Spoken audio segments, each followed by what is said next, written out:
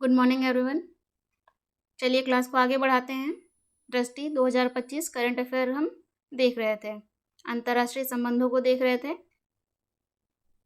हमने इससे पहले जाना था, इससे पहले वाली जो क्लास है उसमें हमने जाना था भारत ब्रुनेई के अंतर्राष्ट्रीय संबंधों को जाना था हमने।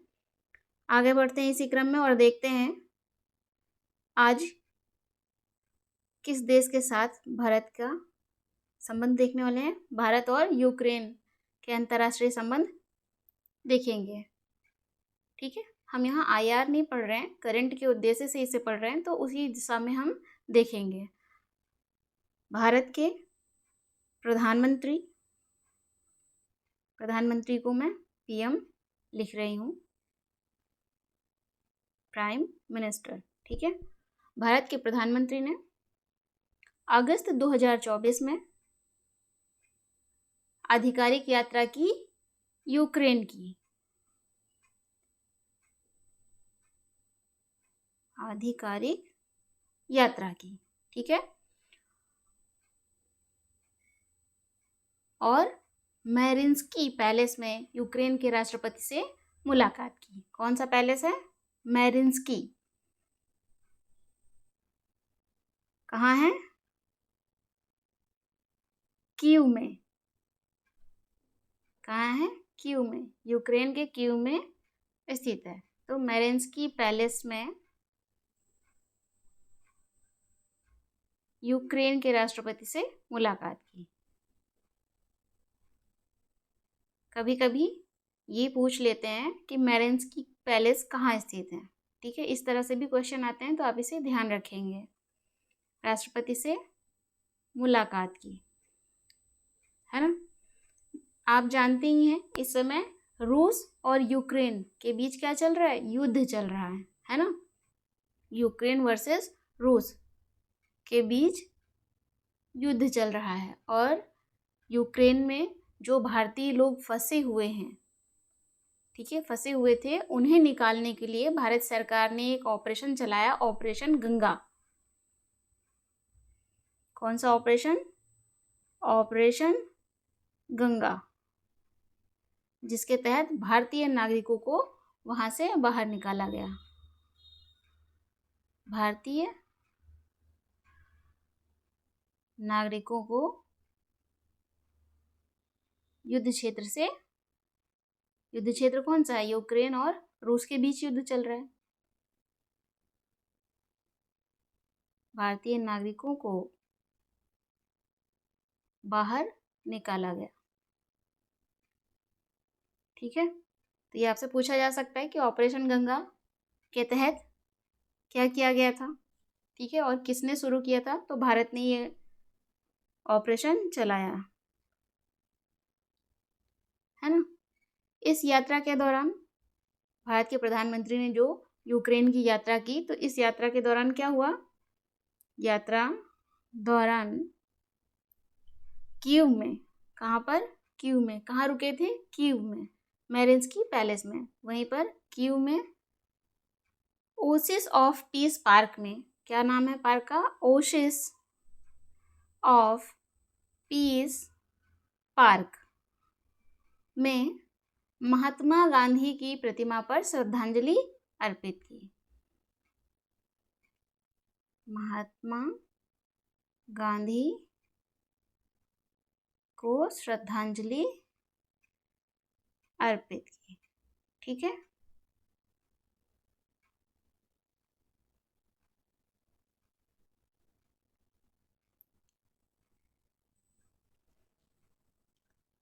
जब भारत के प्रधानमंत्री यूक्रेन की यात्रा पर गए, तो यूक्रेन को भारत द्वारा 4 भीष्म क्यूब प्रदान किए गए। क्या दिए? यूक्रेन को भारत ने दिया 4 भीष्म क्यूब्स प्रदान किए भारत ने, है ना। क्या करता है ये भीष्म क्यूब्स? घायलों के त्वरित उपचार में मदद करता है। क्या करता है? घायलों के त्वरित उपचार में मदद करता है, तुरंत सहायता करता है, उपचार में मदद करता है। ठीक है। और ये जो भीष्म क्यूब्स हैं, इन्हें विश्व का पहले स्वदेशी पोर्टेबल अस्पताल की संज्ञा दी गई है। कैसे? पोर्टेबल अस्पताल की संज्ञा दी गई है।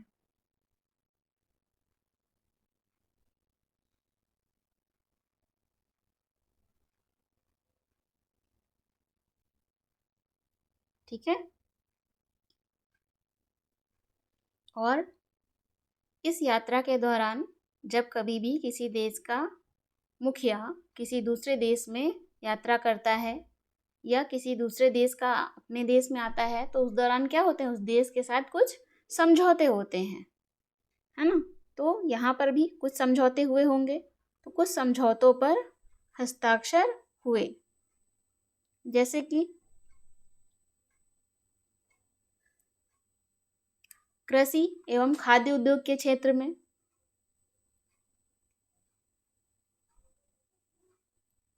कृषि एवं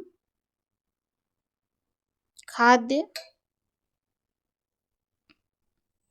उद्योग के क्षेत्र में, चिकित्सा उत्पाद रेगुलेशन पर,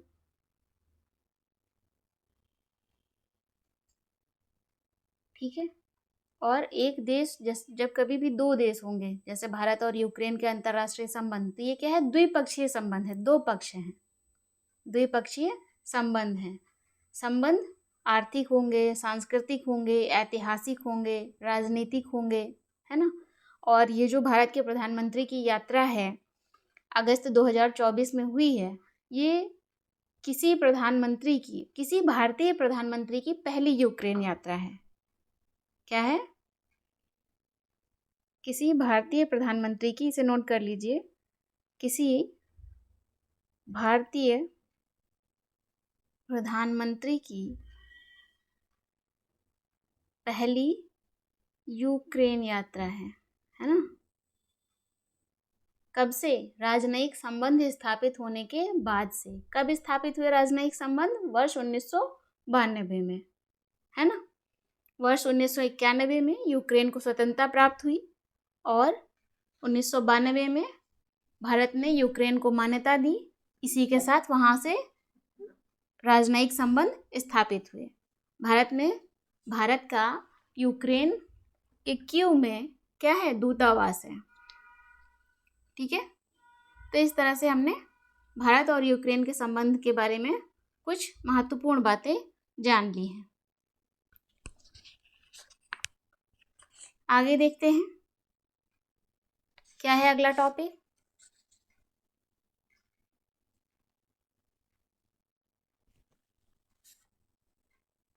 भारत पोलैंड, भारत और पोलैंड के संबंध कैसे हैं।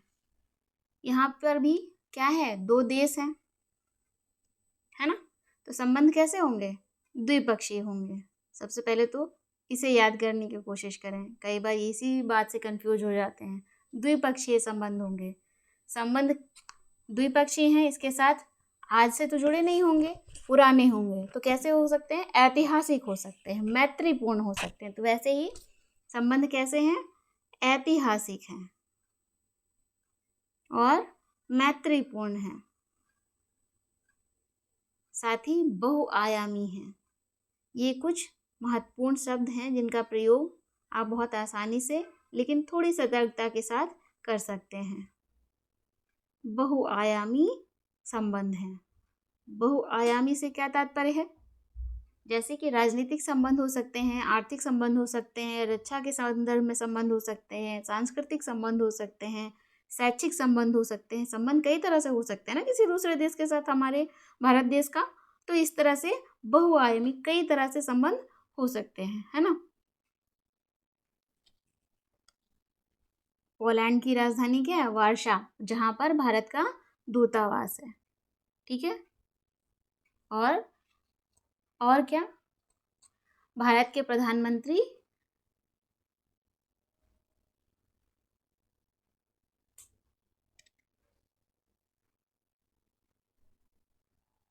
भारत के प्रधानमंत्री की कैसी यात्रा है, आधिकारिक ऑफिशियल विजिट है, ठीक है, आधिकारिक यात्रा है। इससे पहले 1979 में मोरारजी देसाई जी के समय यात्रा पर गए थे, भारतीय प्रधानमंत्री यात्रा पर गए थे।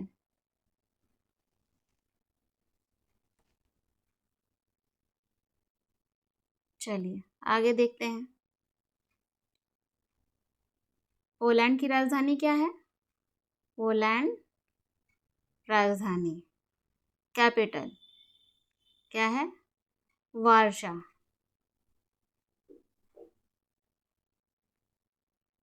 वार्शा में डोबरी महाराज स्मारक है। क्या है? डोबरी महाराज स्मारक, जिसे श्रद्धांजलि अर्पित की, श्रद्धांजलि अर्पित की। इसके अतिरिक्त वार्शा में ही क्या है? कोल्हापुर स्मारक है, कोल्हापुर स्मारक।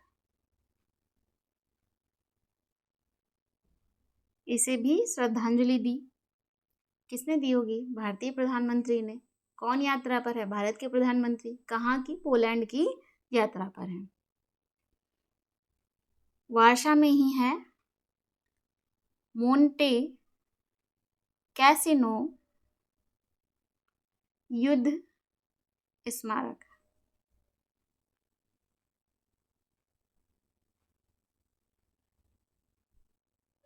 ठीक है। इसे भी क्या की? श्रद्धांजलि अर्पित की।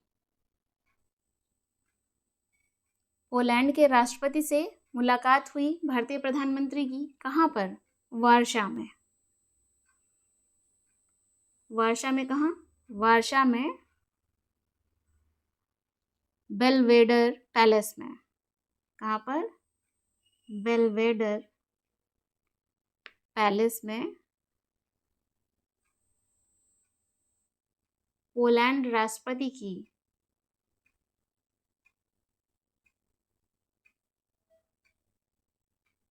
पोलैंड राष्ट्रपति से मुलाकात हुई। क्या नाम है पोलैंड राष्ट्रपति का?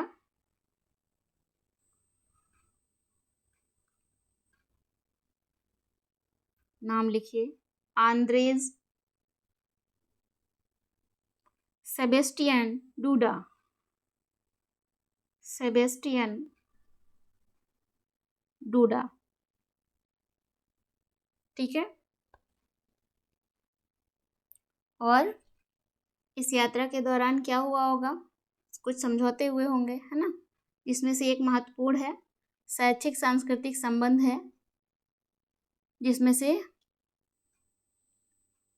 Indian council for cultural relation के सहयोग से वार्षा यूनिवर्सिटी में हिंदी और भारतीय संस्कृति के अध्ययन के लिए केंद्र है, ठीक है। चलिए आगे बढ़ते हैं अगले टॉपिक की ओर। क्या है अगला टॉपिक? भारत मलेशिया संबंध। भारत मलेशिया संबंध, है ना। मलेशिया के प्रधानमंत्री मलेशिया के प्रधानमंत्री दातो सेरी अनवर बिन इब्राहिम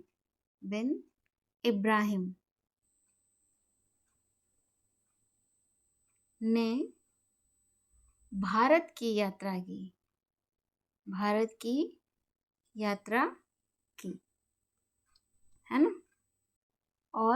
मलेशिया के जो प्रधानमंत्री हैं, प्रधानमंत्री बनने के बाद यह उनकी क्या है, पहली यात्रा है। और इस पहली यात्रा में कुछ घोषणाएं हुई हैं। कौन सी घोषणाएं? भारत और मलेशिया के प्रधानमंत्री दातो सेरी अनवर बिन इब्राहिम ने भारत की जब यात्रा की तो भारत और मलेशिया के बीच क्या हुए, कुछ समझौते होते हैं और कुछ घोषणाएं होती हैं। तो कुछ घोषणाएं हुई। कैसी घोषणाएं? जैसे भारत सरकार ने कहा कि मलेशिया को 2 लाख मीट्रिक टन गैर बासमती सफ़ेद चावल एक मुश्त देने की घोषणा की। 2 लाख मीट्रिक टन गैर बासमती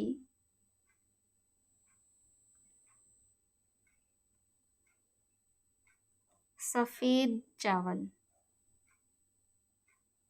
ठीक है। साथ ही मलेशिया ने क्या कहा? मलेशिया ने कहा कि Malaysia international big cat alliance में शामिल होने का निर्णय लिया। मलेशिया ने international big cat alliance, Malaysia ने इंटरनेशनल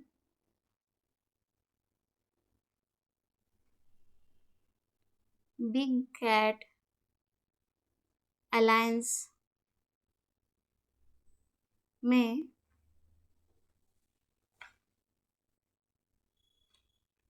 शामिल होने का निर्णय लिया।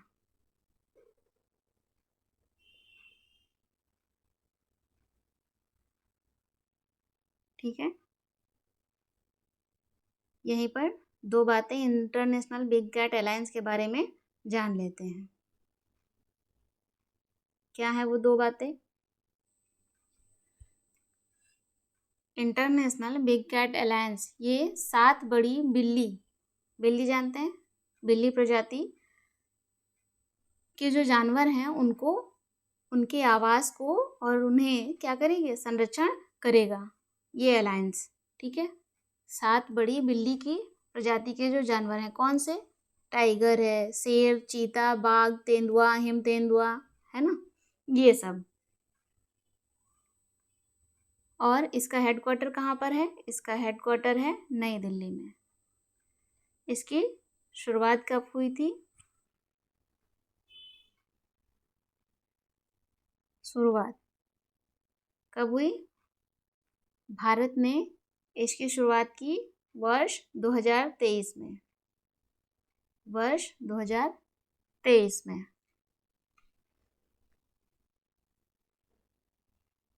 दो हजार तेईस में ही क्यों की? क्योंकि प्रोजेक्ट टाइगर के 50 साल, प्रोजेक्ट टाइगर के 50 साल पूरे होने के अवसर पर इसे लॉन्च किया गया।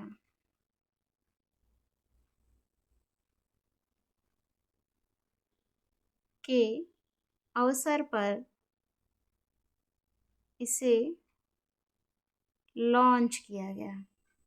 ठीक है, तो इस तरह से आपने जाना कि मलेशिया ने इंटरनेशनल बिग कैट अलायंस में शामिल होने का निर्णय लिया। साथ ही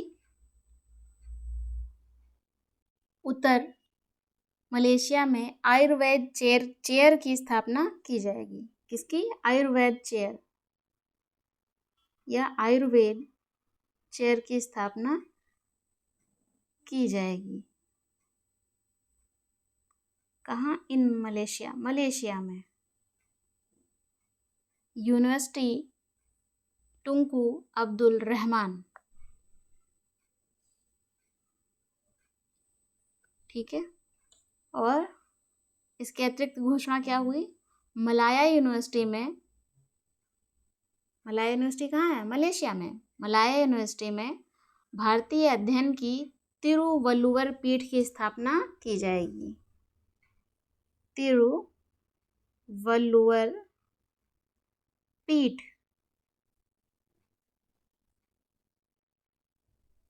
की स्थापना की जाएगी इन मलेशिया, है ना, मलाया यूनिवर्सिटी में। इसके अतिरिक्त महत्वपूर्ण घोषणा कौन सी है? भारत ने अपने यूपीआई को मलेशिया का, जैसे हमारे यहाँ यूपीआई चलता है पेमेंट करने के लिए, वैसे ही मलेशिया में पेनेट यूज़ करते हैं, ठीक है, फाइनेंशियल ट्रांजैक्शन के लिए। तो पेनेट के साथ एकीकृत करने की घोषणा की है भारत ने। भारत द्वारा यूपीआई को मलेशिया के पेनेट के साथ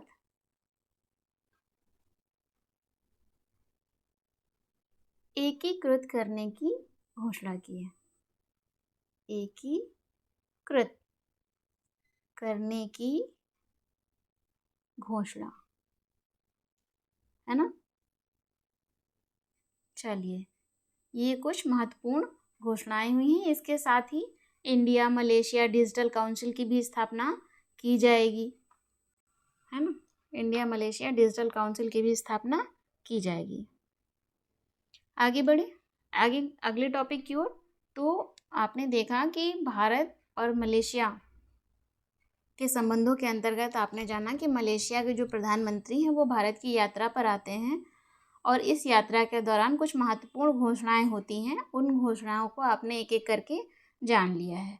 जैसे आयुर्वेद चेयर की स्थापना होगी मलेशिया में, तिरुवल्लुवर पीठ की स्थापना होगी मलाया विश्वविद्यालय में।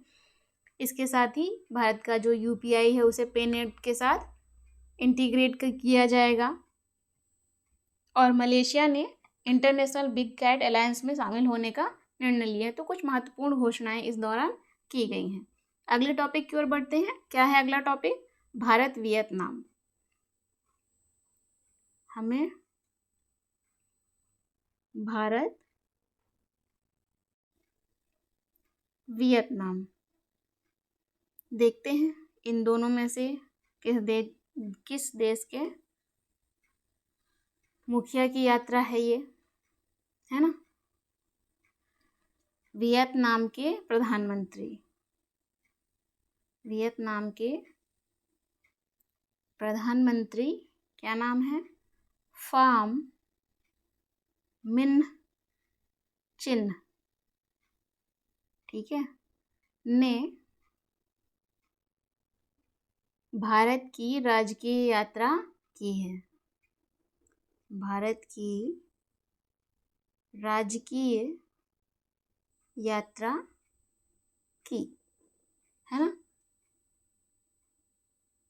इस यात्रा के दौरान वियतनाम में नात्रांग, वियतनाम के नात्रांग स्थित दूरसंचार विश्वविद्यालय, टेलीकम्युनिकेशन यूनिवर्सिटी, दूर संचार विश्वविद्यालय, टेली कम्युनिकेशन यूनिवर्सिटी में आर्मी सॉफ्टवेयर पार्क का क्या नाम है? आर्मी सॉफ्टवेयर पार्क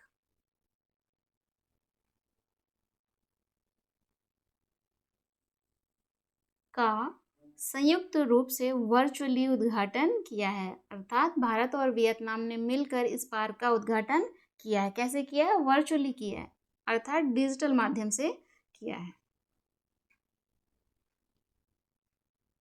उद्घाटन किया कैसे? पहले तो संयुक्त रूप से, तो दोनों ने किया, और वर्चुअल किया है।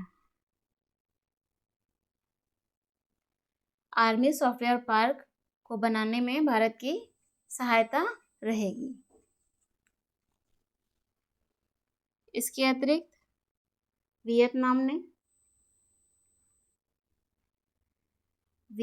ने CDRI में शामिल होने की घोषणा की है। किसमें? CDRI में शामिल होने की घोषणा की है। क्या है CDRI? Coalition for disaster resilient infrastructure. Coalition for disaster resilient infrastructure, ये एक अंतर्राष्ट्रीय गठबंधन है। क्या है? अंतर्राष्ट्रीय गठबंधन है। इसे भारत के नेतृत्व में शुरू किया गया है। भारत के नेतृत्व में शुरू किया गया था।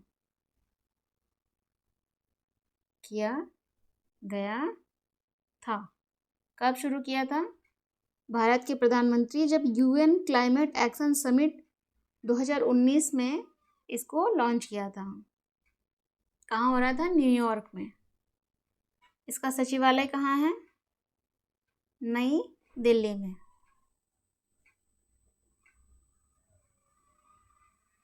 काम क्या करता है CDRI?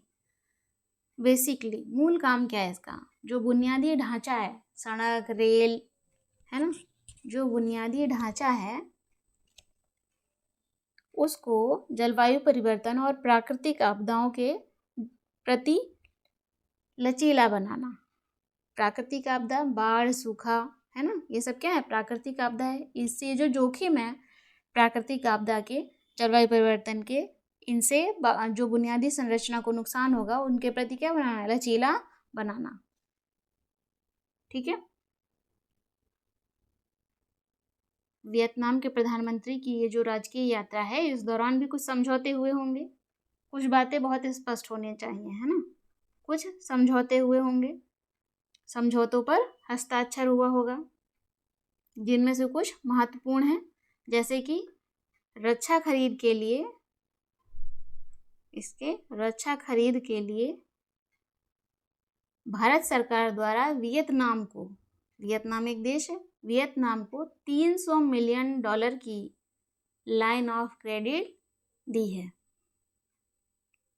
खरीद के लिए वियतनाम को क्या दिया है? Line of credit. मूल रूप में क्या है? ऋण है, ऋण सहायता दी है। ठीक है। लाइन ऑफ क्रेडिट ये मूल रूप से ऋण सहायता है। इसके अतिरिक्त क्या समझौता हुआ है?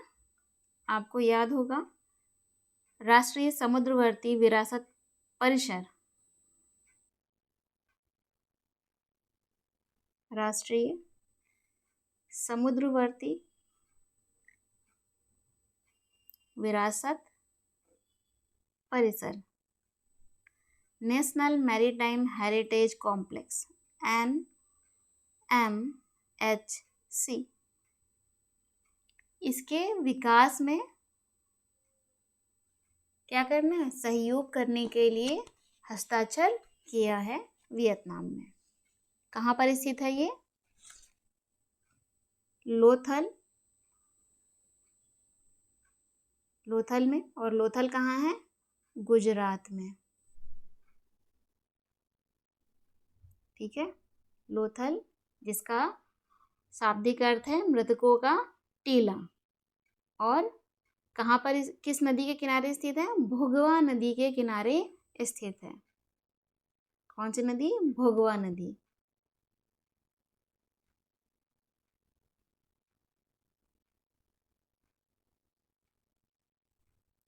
अगले टॉपिक की ओर बढ़े। क्या है अगला टॉपिक? ये कुछ महत्वपूर्ण समझौते हुए। अगला टॉपिक है भारत और रूस। भारत और रूस। तो भारत के प्रधानमंत्री की यात्रा है कहाँ की? रूस की। भारत के प्रधानमंत्री ने रूस की यात्रा की। कब की? जुलाई 2024 में। रूस के राष्ट्रपति व्लादिमीर पुतिन के निमंत्रण पर भारत के प्रधानमंत्री नरेंद्र मोदी जी रूस की यात्रा करते हैं। लिख लेते हैं तो थोड़ा। भारत के पीएम ने कहाँ की यात्रा की? रूस की, मास्को, रूस में है तो मास्को की यात्रा की, है ना। और इस यात्रा के दौरान दोनों नेताओं के बीच 22वां भारत रूस वार्षिक शिखर सम्मेलन आयोजित किया गया। क्या हुआ इस यात्रा के दौरान? यात्रा दौरान जब भारत के प्रधानमंत्री की यात्रा कहाँ की हुई? रूस की हुई। तो इस यात्रा के दौरान क्या हुआ? 22वां भारत रूस वार्षिक शिखर सम्मेलन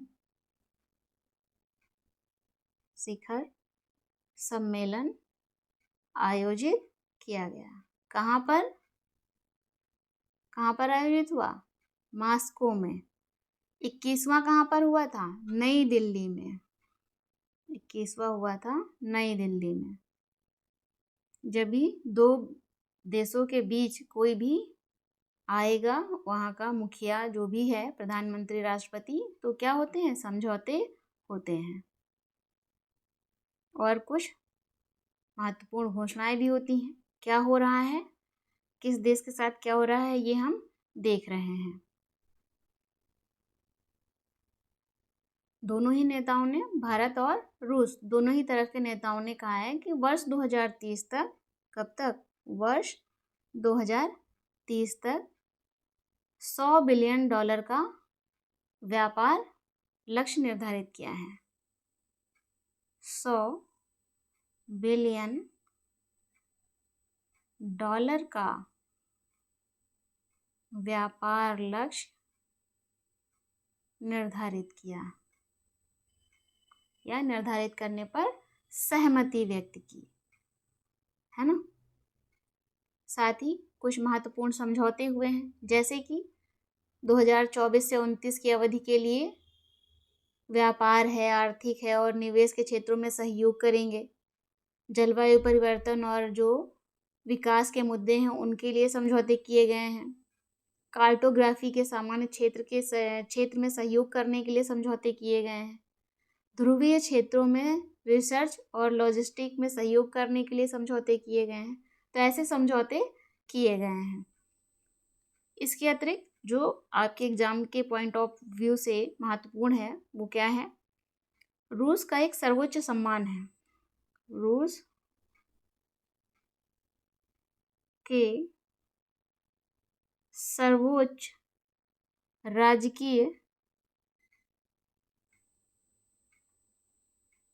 पुरस्कार है। क्या है वो पुरस्कार? The order of Saint Andrew the apostle. The order of Saint Andrew the apostle. ठीक है। रूस का जो सर्वोच्च राजकीय पुरस्कार है, इस पुरस्कार से भारतीय प्रधानमंत्री को सम्मानित किया गया। से भारतीय प्रधानमंत्री को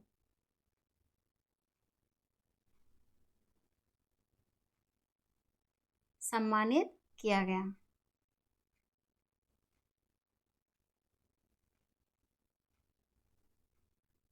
ठीक है। और प्रधानमंत्री नरेंद्र मोदी इस पुरस्कार से सम्मानित होने वाले पहले भारतीय नेता हैं। क्या हैं? पहले भारतीय नेता हैं।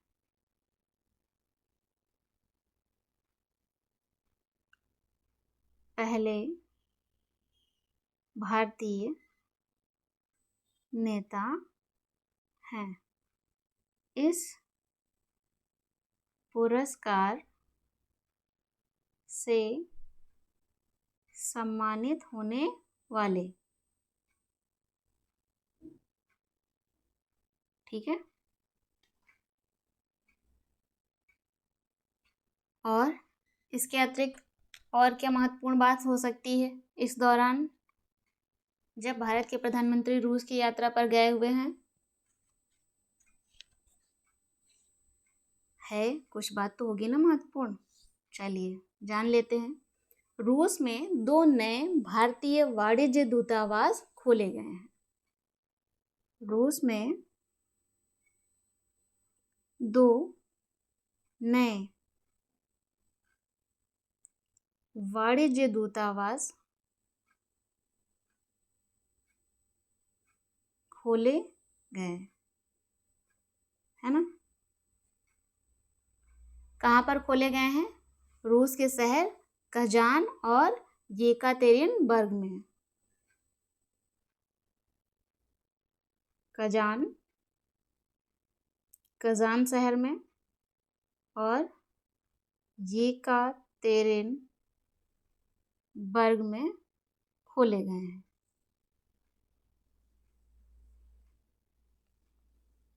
ठीक है। इस तरह से जो अंतर्राष्ट्रीय संबंध हैं उसके बारे में हमने जान लिया है। अब हम आगे के संबंध में जानेंगे अंतर्राष्ट्रीय, जिसमें हम कई सारी रिपोर्ट्स की चर्चा करेंगे। तो मिलते हैं अगली क्लास में। Okay, thank you.